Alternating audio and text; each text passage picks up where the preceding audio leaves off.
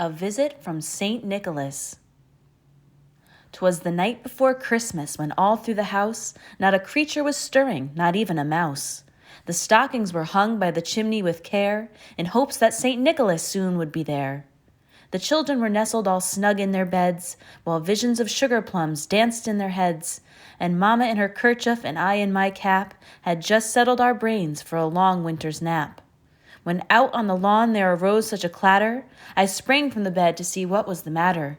Away to the window I flew like a flash, tore open the shutters and threw up the sash.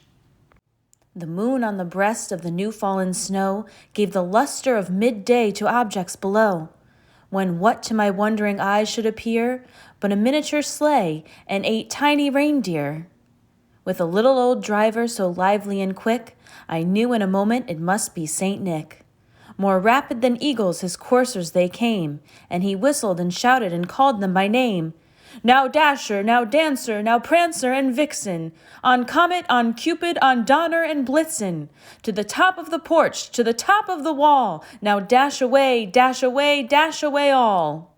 As dry leaves that before the wild hurricane fly, when they meet with an obstacle mount to the sky, so up to the housetop the coursers they flew, with the sleigh full of toys and St. Nicholas too.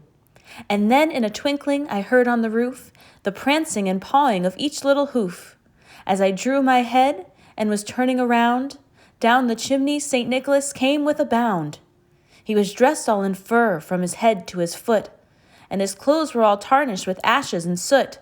A bundle of toys he had flung on his back, and he looked like a peddler just opening his pack.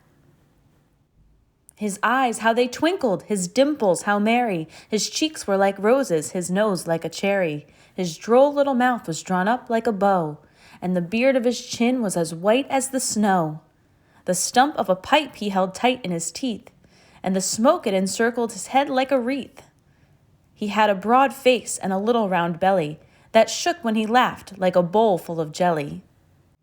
He was chubby and plump, a right jolly old elf, and I laughed when I saw him, in spite of myself. A wink of his eye and a twist of his head soon gave me to know I had nothing to dread. He spoke not a word, but went straight to his work, and filled all the stockings, then turned with a jerk, and laying his finger aside of his nose, and giving a nod, up the chimney he rose. He sprang to his sleigh, to his team gave a whistle, and away they all flew like the down of a thistle.